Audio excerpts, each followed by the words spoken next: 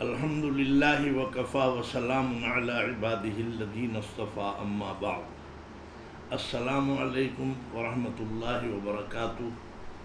محترم ناظرین و سامعین، خواتین و حضرات، میرے بھائیوں اور بہنوں، حضرت مولانا اشرف علی تھانوی رحمۃ اللہ علیہ کے ملفوظات ہمارے لیے بہت بڑی سعادت کا ایک ذریعہ ہے۔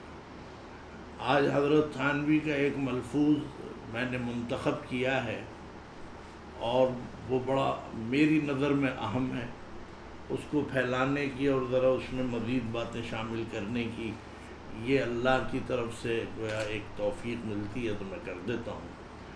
فرمایا کہ آج کل لوگ منکوحہ عورتوں میں حسن و جمال کو دیکھتے ہیں، حالانکہ راحت اور فتنوں سے حفاظت آج کل اسی میں ہے کہ بیوی زیادہ حسین و جمیل نہ ہو۔ حسن و جمال کی کمی قدرتی وقایہ ہے۔ عرض کرنے پر فرمایا کہ حسن و جمال اللہ تعالیٰ کی نعمت ہے، لیکن اس میں احتمال فتنہ غالب ہے۔ یہ ملفوظ میں نے پڑھ کے سنا دیا۔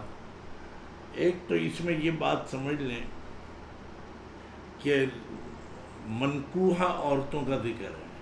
اس کا مطلب یہ ہے کہ ابھی جس عورت کا نکاح ہی نہیں ہوا، جس مرد کا لڑکے کا نکاح نہیں ہوا، تو وہ ہر عورت کو تو نہیں کہہ سکتا کہ یہ منکوحہ ہوتی ہی وہ ہے جس کا نکاح ہو گیا، جس مرد کے ساتھ جو اس کا شوہر ہو گیا وہ اس کا شوہر ہے، یہ اس کی منکوحہ ہے، زوجہ ہے، بیوی ہے، اہلیہ بھی جس کو کہتے ہیں۔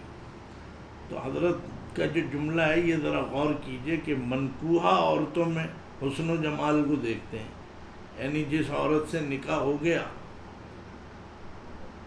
یہ حضرت تھانوی کے زمانے کی بات ہے۔ اس وقت تو واقعی مرد جو تھے، شرم حیا غیرت کا زمانہ تھا، مردوں میں بھی غیرت تھی، عورتوں میں تو تھی ہی۔ حقیقت یہ ہے کہ جو بے حیائی، بے شرمی اور آج بالکل ہی بے لگام ہو گئے سب ہمارے، کیا دیندار گھرانے اور کیا دنیا دار، تو آج کا تو کوئی مقابلہ ہی نہیں ہے اس زمانے۔ اس وقت واقعتاً بس عورتیں جا کے دیکھ کے آ جاتی تھیں کہ بھئی چلو یہ ہمارے بھائی کے لیے یا اپنے بیٹے کے لیے، اور پسند آ گئی بس آ کے نکاح ہو گیا اور بات کی۔ مرد نے دیکھا ہی نہیں اس زمانے میں، بس یہی تھا کہ بھئی عورتوں نے انتخاب کیا ہے جا کے کسی کو دیکھ۔ اب اس زمانے میں تو یہ مسئلہ ہی نہیں ہے۔ اس زمانے میں تو تصویر بھی دکھاؤ اور پتہ نہیں کیا کچھ ہے، تفصیل میں جاؤں گا تو بہت وقت لگ جائے گا۔ یہ بہت ہی زیادہ حیا اور شرم کو جیسے کراس کرنے والی بات ہے، یہ بھی صحیح نہیں ہے۔ ٹھیک ہے، اتنی گنجائش اور شریعت نے تو رکھی ہے کہ بھئی عورت کو گزار دو سامنے سے، اس کی وہ دیکھ لے، شکل و صورت دیکھ لے ایک مرتبہ، لیکن یہ نہیں ہے کہ تصویریں بھی دے دو اور بیٹھ کے کھنچواؤ اور صاحب تفریحی مقام پہ بھیج دو دونوں کو، نکاح نہیں ہوا حالانکہ۔ تو یہ انڈرسٹینڈنگ کے نام پر جو یہ کرتے ہیں جو لوگ، ہوتا ہوگا، حالانکہ اس کے باوجود ہم دیکھتے ہیں نتائج برے ہی نکل رہے ہیں، اور معلوم ہوتا ہے کچھ مہینوں کچھ سالوں کے بعد جھگڑے شروع ہو۔ بات اس میں جو ہے حضرت تھانوی فرما رہے ہیں منکوحہ عورتیں جن سے نکاح ہو گیا اس میں ڈھونڈتے ہیں حسن و جمال، اس میں یہ کمی ہے، اس میں وہ کمی ہے۔ اور یہ میں عرض کر رہا ہوں، یہ اس لیے نہیں کہ میری بیوی میں یہ کمی ہے، یہ اس لیے ہے کہ جب دوسروں کی عورتوں کو دیکھتے ہیں، دوسری عورتیں چاہے پردے میں ہوں، چاہے برقعے میں اور بے پردہ ہوں، کوئی بھی ہوں، ان کے چال ڈھال، ان کے بناوٹ اور اس کے اور کہیں دیکھ لیا۔ اس زمانے میں تو کوئی مسئلہ ہی نہیں ہے، سب کوئی برقعے والیاں بھی اللہ تعالیٰ انہیں بھی حیا اور شرم دے۔ برقعے والیوں کی حیا اور شرم یہ ہے کہ جب وہ چلیں، مدرسے سے نکلیں یا تبلیغ سے نکلیں یا کہیں سے بھی نکلیں، کنارے پر چلیں۔ یہ نہیں ہے کہ خوب ہاتھ ہلا کے گھما کے ٹولیوں کی شکل میں جا رہی ہیں برقعے والی، اتنی سی وہ کھڑکی کھلی ہوئی ہے آنکھوں سے، اور صاحب ہاتھ بھی ہلا رہی ہیں اور ہنس بھی رہی ہیں، ہنسنے کی آوازیں بھی آ رہی ہیں، اور فٹ پاتھ پہ چل رہی ہیں تو 6 عورتیں 6 لڑکیاں چل رہی ہیں، سامنے سے مرد آ رہے ہیں۔ یہ سب بے حیائی میں شامل ہے. صرف برقع اوڑھنا جو ہے کافی نہیں ہے، برقعے بھی اس شکل کے ہوں کہ بھئی اس سے حیا اور شرم جو ہے وہ اس کا تقاضا پورا ہونا چاہیے. تو بات اصل میں یہ ہے کہ دوسری عورتوں کو دیکھتے ہیں تو اس کے بعد یہ احساس ہوتا ہے کاش میری بیوی ایسی ہوتی، کاش میری بیوی کا یہ حال ہو، اس کے بال لمبے ہیں، کاش میری بیوی کے بال بھی لمبے ہوتے، کسی کا رنگ، یہ چیزیں اس لیے ہیں. اسی لیے تو شریعت یہ کہتی ہے کہ بھئی شریعت کا ماحول بناؤ، عورتیں پردے میں ہوں، عورتیں چھپی بھی ہوں، تو مردوں کو یہ چیزیں نظر ہی نہیں آئیں گی. وہ جو کمپیریٹیولی اور مقابلہ کرتے ہیں وہ تو یہی ہے نا کہ جس کو دیکھا. خیر اس زمانے میں تو اس میں حقیقت یہ ہے کہ اس کے لیے تو کوئی اللہ کی طرف سے کوئی انتظام ہو جائے ایسا بظاہر امکان نہیں ہے. جو ہمارے گناہ ہیں اس کی وجہ سے کوئی شریعت کا نظام نافذ ہونے کے کوئی آثار نہیں ہیں. اس وجہ سے اپنی بیویوں کو لوگ ہلکا سمجھتے ہیں، میری بیوی ایسی، فلانی عورت ایسی، میری بیوی، یہ چیزیں ہیں. اب حسن و جمال اچھا پھر اس کے بعد کیا ہے، جب دیکھا کہ یہ میری بیوی تو ویسی نہیں ہے جیسی میں نے وہ دیکھی تھی جو ابھی، تو پھر اپنی بیوی کو نظروں سے گراتے ہیں، پھر اس کے ساتھ اٹھتے بیٹھتے، کہیں اس پر تانا دے رہے ہیں، کہیں اسے اور کسی قسم کی گویا اس کو احساس دلا رہے ہیں. یاد رکھیے بہرحال بیوی میری بیوی کا تو انتقال ہو گیا، لیکن خیر سب کی بیویاں اللہ تعالیٰ انہیں حیات دے اور ان کو عمر دے. یاد رکھیے کسی بھی بیوی، جو بیوی میری، جو آپ کی یا کسی کی بھی، ہمارے بیٹے کی بیوی، اور یہ اس کا اتنا بڑا ایثار اور قربانی ہے کہ اپنے ماں باپ، اپنے بہن بھائی، اپنا رہن سہن، اپنی ہر چیز چھوڑ کے، بچپن کی یادیں چھوڑ کے وہ تمہارے پاس آ گئی نکاح میں اللہ اور رسول کے حکم سے. تو یہ کچھ کم بات ہے، اس کی قدر کرو. نہیں حسن ڈھونڈتے پھر رہے ہیں. اچھا بھائی پہلے ہی دیکھ لیتے کہ کون حسین ہے اور کون جمیلہ ہے اور کون جس میں حسن و جمال ہے، اور یہ سب باتیں بیکار ہیں. ہم نے اپنی 60 سالہ زندگی میں دیکھا ہے بعضی عورتوں نے رشتوں پہ رشتے انکار کر دیے. نہیں بھئی یہ ایسی ہے، یہ کالی ہے، یہ ٹھگنی ہے، اس کا قد ایسا، اس کی شکل ہے. حسین و جمیل مل جائے. جب حسین و جمیل مل گئی اور بالکل ہی معلوم ہوتا تھا کہ جیسے کوہ قاف کی وہ پری اتر آئی. اتنے جوتے لگائے گھر والوں کے کہ دیکھتی رہ گئیں. اب ساس صاحبہ، ماں صاحبہ پھر رہی ہیں کہ بھئی ہمیں تو دھوکہ ہو گیا. ہونا تھا، اچھی لڑکیاں آئیں تمہارے سامنے، تم نے ان کی قدر نہیں کی. کسی کا کچھ، کسی کا قد، کسی کا رنگ، ان چیزوں پر فیصلے کیے. تو ان جہالتوں سے نکلنا چاہیے. اصل میں جو چیز دیکھنے کی ہے، حدیث میں آتا ہے، حضور اکرم صلی اللہ علیہ وسلم فرماتے ہیں یہ ہے معیار. آج بھی جسے رشتہ کرنا ہو اپنے بیٹے کا تلاش کرو، دیکھو. ظاہر مشرقی روایت یہی ہے کہ لڑکے کی ماں، لڑکے کی بہنیں، بھاوجیں وہ دیکھنے جاتی ہیں، وہ پسند کرتی ہیں، پھر بھائی کو، بیٹے کو راضی کر. لیکن حضور اکرم صلی اللہ علیہ وسلم کا ایک فرمان جو مجھے یاد ہے، میرا حدیث کا مشغلہ نہیں ہے، لیکن سبحان اللہ میں کہتا ہوں اللہ تعالیٰ ہمیں سب کو مرنے کے بعد حضور کی معیت نصیب فرمائے. کتنا بہترین انداز میں انہوں نے اس مسئلے کو حل کیا ہے. حدیث میں آتا ہے، حضور فرماتے ہیں الدنیا کلھا متاع. دنیا سارا کا سارا ساز و سامان کا نام ہے. متاع کہتے نہیں میری تو متاع ساری ختم ہو گئی، مال و متاع. الدنیا کلھا متاع، دنیا ساری کی ساری ساز و سامان کا نام ہے. یہ لیمپ، یہ میرا چشمہ، یہ پنکھا، یہ اے سی، یہ کیمرہ، یہ سب ساز و سامان، یہ کتابیں، یہ فریج، یہ سب ساز و سامان کا نام ہے. دنیا اسی کا نام ہے. اس لیے کہ جب قبر میں جاتے ہیں تو نہ فریج لے کے جاتے ہیں، نہ کیمرہ، نہ چشمہ تک تو اتار دیتے ہیں، کپڑے بھی اتار دیے سب، اور مرد کے بھی عورت کے بھی، اور وہ بس ایک کفن میں جاتے ہیں. تو اس سے پتہ چل گیا کہ دنیا تو ہے ہی ساز و سامان کا نام. ساز و سامان کا مطلب یہ کہ یہ چھوٹنا ہی چھوٹنا ہے.